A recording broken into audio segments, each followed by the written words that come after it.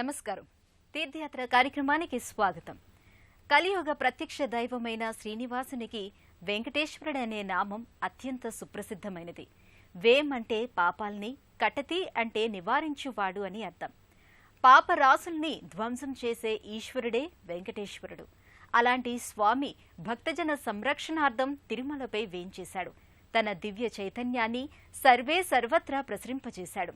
ఆ నేపథ్యంలోనే ఎన్నో శ్రీనివాస దివ్య సన్నిధానాలు సాకారమయ్యాయి.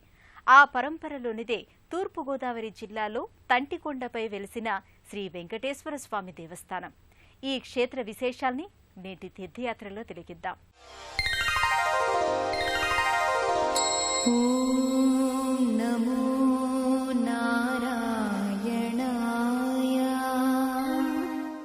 తంటికొండ వెంకటేశ్వర స్వామి ఆవిర్భావానికి సంబంధించి అనేక గాథలు ప్రచారంలో ఉన్నాయి. స్వామిని ఇక్కడ నెలకొల్పక ముందు ఈ కొండపై ఎందరో మునులు, యోగులు తపస్సు చేసుకుని ఆత్మజ్ఞానాన్ని అందుకున్నారు. అంతేకాదు, తమ తపోశక్తిని ఈ కొండపై ధారపోశారు. నేతాజీ కళాసమితి అనే నాటక సమాజం వారు ప్రకృతి సౌందర్యం శోభిల్లే ఈ కొండపై శ్రీనివాసునకు ఏకాహాన్ని నిర్వహించారు. ఆ సందర్భంలో ఇక్కడ ఓ దివ్య తేజస్సు సాకారమైందని చెబుతారు. ఆ కాంతిపుంజమే శ్రీనివాస స్వరూపముగా భక్తులు భావించి ఈ కొండపై ఆలయాన్ని నెలకొల్పారు. తూర్పుగోదావరి జిల్లాలోని రాజమండ్రికి సమీపంలో గోకవరానికి 4 కిలోమీటర్ల దూరంలో తంటికొండ గ్రామం ఉంది. రాజమండ్రి నుంచి గోకవరం మీదుగా భక్తులు ఈ క్షేత్రానికి చేరుకోవచ్చు. గోకవరం మండలం తంటికొండ గ్రామంలో ఉన్న ఈ ఆలయం అత్యంత ఆహ్లాదకరమైన ప్రకృతి శోభ నేపథ్యంగా అలరారుతోంది. చూడముచ్చటైన పరిసర ప్రాంతాలతో పచ్చదనం పరిమళించే నేపథ్యంలో ఈ క్షేత్రం ప్రకటితమవుతోంది. తంటికొండ గ్రామానికి దక్షిణ దిశలో సుమారు 200 అడుగుల ఎత్తైన కొండపై శ్రీ వెంకటేశ్వర స్వామి వారి ఆలయం విలసిల్లుతోంది. 1961వ సంవత్సరంలో ఈ కొండపై శ్రీ వెంకటేశ్వర స్వామి వారి అర్చావతార మూర్తిని ప్రతిష్ఠించి గత 5 దశాబ్దాలుగా శ్రీ స్వామివారిని భక్తులు అత్యంత భక్తి శ్రద్ధలతో సేవించుకుంటున్నారు. కొండపైనున్న ఆలయానికి చేరుకోవడానికి మెట్ల మార్గం ఉంది. ఈ మెట్ల మార్గం ఆరంభంలో స్వాగత తోరణం నెలకొని ఉంది. దీనిపై తిరునామం, శంఖచక్రాల ఆకృతులు తీర్చిదిద్దబడి ఉన్నాయి. భక్తుల పాలిట బంగారు కొండగా శ్రీనివాసుడు వేంచేసి ఉన్న ఈ కొండను వెంకటేశ్వర కొండ అని, నామాల కొండ అని, వెంకటగిరి అని వ్యవహరిస్తారు. మెట్ల మార్గం ద్వారా ఈ గిరిని అధిరోహించడానికి ముందుగా స్వాగత ద్వారం చెంతనే ఉన్న గణపతిని దర్శించుకుంటారు భక్తజనం. మెట్లను అధిరోహించే క్రమంలో తమ చుట్టూ ఉన్న పరిసరాలను, ప్రకృతి రామణీయకతను తిలకించి పులకిస్తారు. హరిత హర్నార్ణవంగా, ఆనందబంధురంగా గోచరమయ్యే ఈ ప్రకృతి దృశ్యాలను ఆస్వాదించడం భక్తులకు అనుభవేక వేద్యం. కొండపై సువిశాలంగా పరచుకున్న ఆలయాన్ని చూడగానే ఆధ్యాత్మిక ఆనందంతో పాటు మానసికోల్లాసం కూడా ఏర్పడుతుంది. వర్ణమయ శోభితంగా ఆలయ ప్రాకారాదులు గోచరమవుతాయి. ప్రధానాలయం ముంగిట ధ్వజస్తంభం విలసిల్లుతుంది. ప్రధానాలయానికి ఎడమవైపున ఉత్సవ మంటపం భాసిల్లుతోంది. ఆలయం చుట్టూ సువిశాలమైన ప్రదక్షిణా పథముంది. ప్రకృతి శోభ నేపథ్యంగా స్వామిని త్రికరణ శుద్ధిగా సేవిస్తూ భక్తులు ప్రదక్షిణాధికాల్ని పూర్తి చేసుకుంటారు. స్వామివారికి అభిముఖంగా గరుడాళ్వార్ విలసిల్లుతున్నాడు. అనంతరం ప్రధానాలయ ముఖమండపానికి చేరుకుంటారు. కలౌ వెంకట నాయకః, కలియుగానికి వెంకటేశ్వరుడే అధినాయకుడు. శ్రీనివాస దివ్య చరణావిందాల్ని ఆశ్రయించిన వారికి సర్వశ్రేయస్సులు సిద్ధిస్తాయని ప్రతీతి. అందుకే తిరుమలలోనే కాకుండా తమ నెలవులలో ఉన్న స్వామిని భక్తులు సభక్తికంగా సేవించుకుంటున్నారు.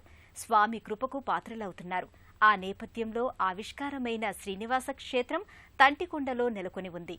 కొలిచిన వారి పాలిట కల్పవృక్షం, కామధేనువుగా ఈ స్వామి తన భక్తులపై అనుగ్రహాన్ని ప్రకటిస్తున్నాడు. గర్భాలయంలో సంపూర్ణ రజత కవచాలంకృతంగా స్వామివారు స్థానకమూర్తిగా ప్రకటితమవుతాడు.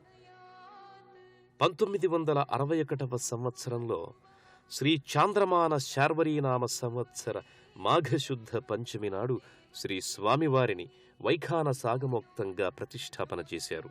శంఖ చక్రాలతో వరదాభయ హస్తాలతో చతుర్భుజునిగా స్వామివారు ఇక్కడ దర్శనమిస్తారు. సర్వాలంకార శోభితంగా సమస్త లాంఛనాలతో తంటికొండ వెంకటేశ్వర స్వామి ప్రకటితమవుతాడు.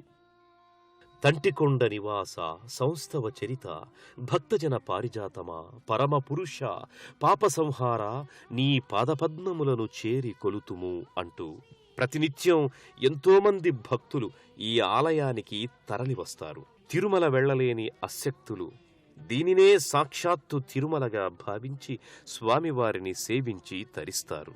గర్భాలయంలోని ఉత్సవమూర్తులకు కళ్యాణ ఉత్సవ వేడుకల్ని వైఖాన సాగమోక్తంగా నిర్వహిస్తారు. తంటికొండ క్షేత్రానికి సంబంధించిన క్షేత్ర మహత్యం ప్రకారం బద్దిరెడ్డి శేషామణి అనే మహాసాధ్వి శ్రీనివాసుని భక్తురాలు. ఆమెకు స్వామి స్వప్నంలో గోచరమై పరంజ్యోతి స్వరూపంలో తాను వ్యక్తమవుతానని ప్రకటించాడు.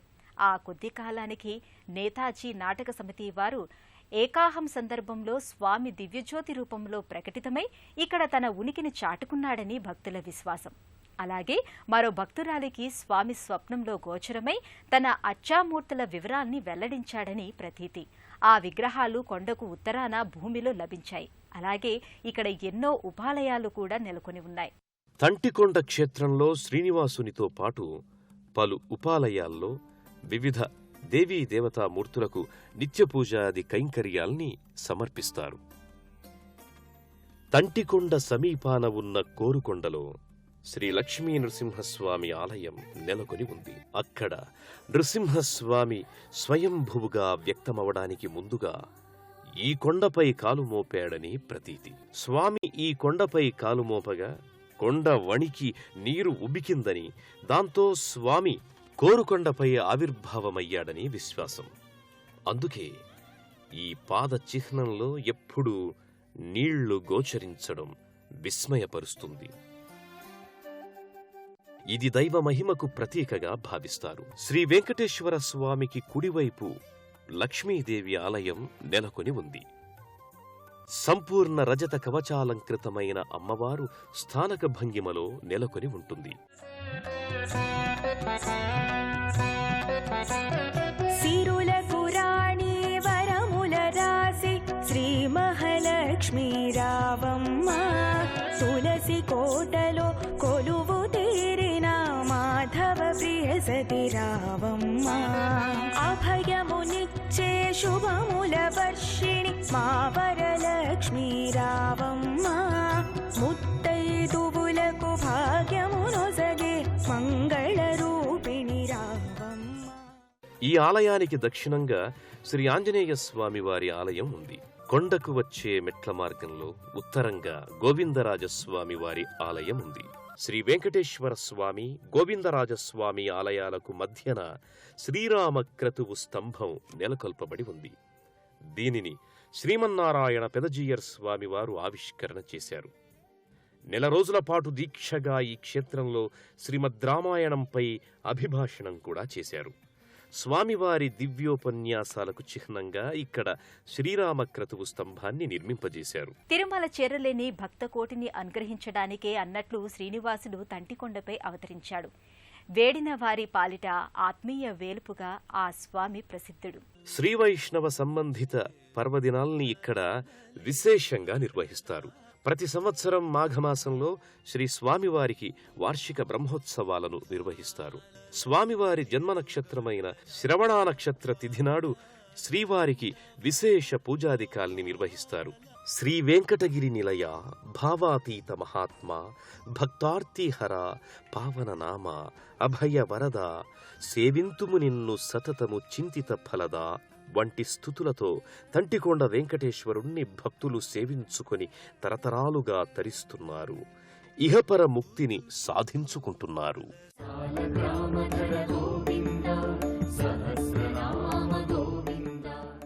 ఎవరు ఏ విధంగా కొలిచినా వారికి అభయాన్ని, ఆనందాన్ని ఇచ్చే ఆర్తత్రాణ పరాయణుడు శ్రీనివాసుడు.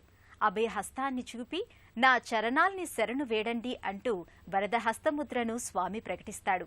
నీ పని నిత్యం నన్ను కొలవడమే, సర్వసమర్పణంగా ఆరాధించడమే నా పని, నిన్ను నిరంతరం సంరక్షించడమే అని శ్రీనివాసుడు తన భక్తుల విషయంలో అనుగ్రహాన్ని కురిపిస్తాడు.